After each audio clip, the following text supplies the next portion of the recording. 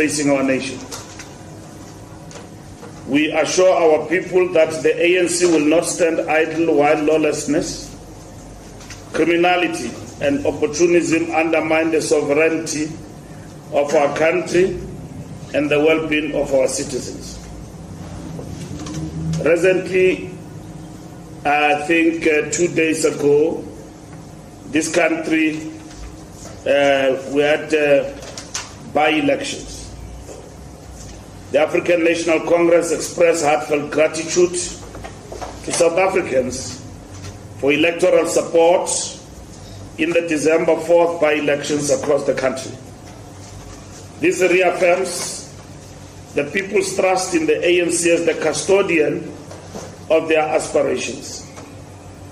From expanded access to essential services like water, electricity, and healthcare, to equity in opportunities and South Africa's respected standing in the global community, our 30-year transformation journey proves that South Africa today is a better place than we found it.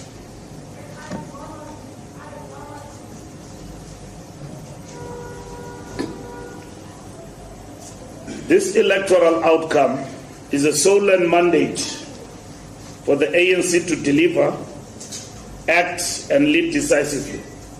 We direct all ANC-led municipalities to act with urgency and discipline, ensuring the swift implementation of service delivery projects.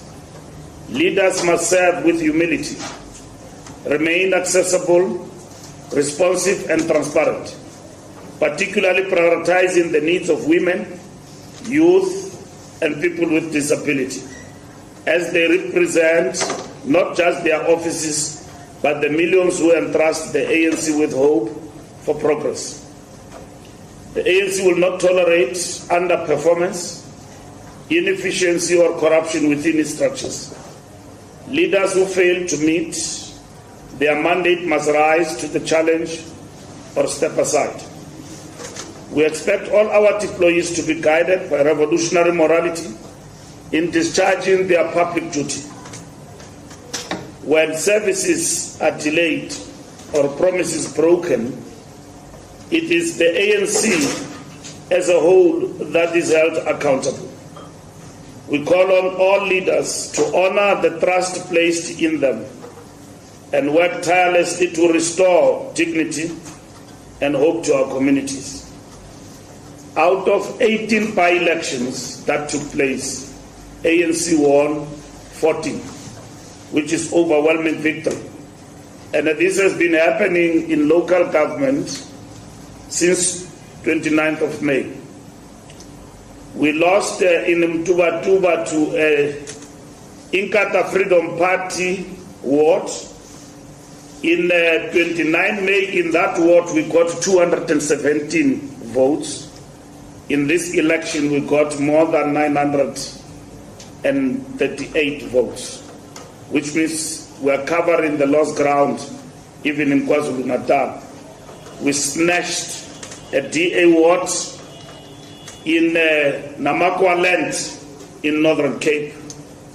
And we say thank you, Siabo, to our people. In Tabazimbi, a municipality which we took action against those who were deployed by the African National Congress, and we took a decision to go to a by-election because we cannot be tolerant to wayward public representatives who are not accountable and think that they are law unto themselves, risking losing that municipality. And we are happy to come back. And then even though we did not win overwhelmingly, we won with the largest number of people. 15,000 people voted for the African National Congress out of 27,000 people that took to the polls. 15,000 people voted for the African National Congress. We got 10 seats in Tabazimbi, 10 seats that we got out of 12 seats.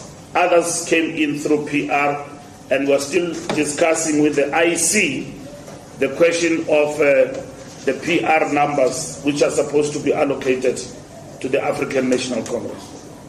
South Africa cannot afford complacency, and the ANC will not allow self-interest to undermine progress. The time to act is now. We reaffirm the ANC's commitment to South Africa's partnership with nations across the globe, particularly the African nations with whom we share common developmental objectives based on mutual growth and shared prosperity. In furtherance of this developmental vision, Nigeria is one of the countries with whom we share mutual interests and reciprocal growth. The relationship with Nigeria has strengthened trade, cultural exchange, and economic cooperation between the two countries. However, to all immigrants residing in South Africa, whether from Africa or elsewhere in the world, we are clear. You are welcome here only if you respect the laws of our country and contribute positively to our society. There are those who exploit South Africa's generosity and believe they can operate outside the law without consequences. We make it abundantly clear South Africa is not a playground for lawlessness. As the President said, the relation of visa laws as they relate to Nigerians does not equal entry into the country without passport. And we are aware that there's been a distortion of what the President said. And it was said that President has said Nigerians can come to South Africa without passports or visa. That is a total distortion. It's a total distortion. It's not even a distortion, it's a lie. That has been deliberately peddled to project this government as being not just insensitive, but lacking direction in relation to strengthening of the immigration policy for the country. Entry into the country without a passport, including necessary administration requirements. Anyone who undermines our legal system or compromises the safety and economic opportunities of South Africans will face the full might of the law. This includes immigrants who engage in criminal activities and South Africans who enable this criminality by illegally registering businesses or aiding criminal behavior, zamazamas, drug peddlers and drug laboratories, and illegal immigrants. Our patience has been overstretched. South Africa's hospitality must never be mistaken for weakness. Our communities cannot live in fear. The law must be enforced. The time is now.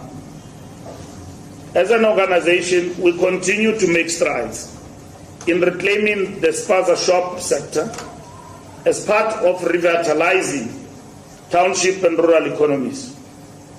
Many spaza shop owners are registering in line with the President's call, ensuring that South Africans benefit from this important sector of our economy. Women, youth, and people with disabilities.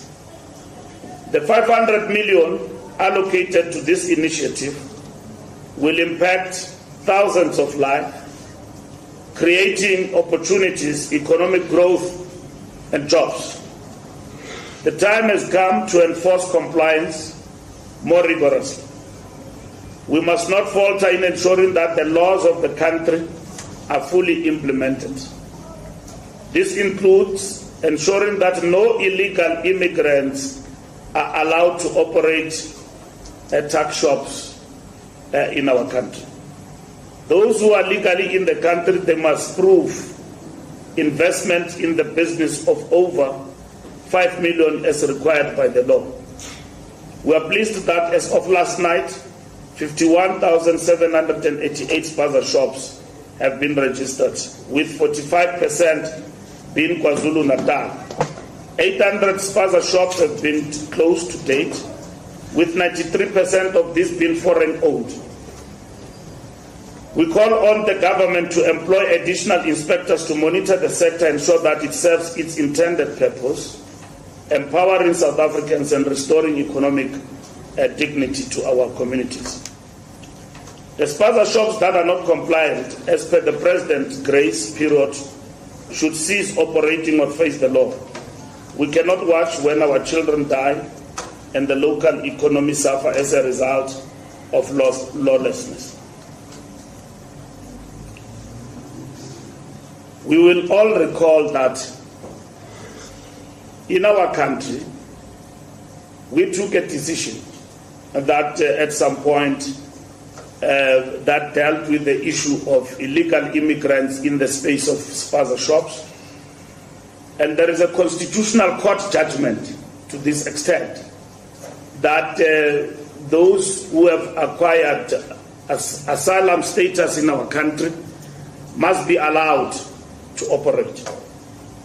As the African National Congress, we have mandated our government going forward as part of this campaign of the spaza shops that we must preserve businesses like spaza shops for locals, meaning only for South Africans. And government must explore in terms of the law of the country that this is implemented within a reasonable space of time. Spaza shops, small businesses and all of that, we believe and we affirm that they must be preserved only for South Africans. We are aware, as we live in communities, that spaza shop businesses have been affected, particularly by an influx of foreign nationals, who in majority have overtaken the locals because they've got unlimited supply of goods which are cheaper than the locals. Now we've got evidence that these goods that are cheaper, purported to be cheap, are not just cheap, but they are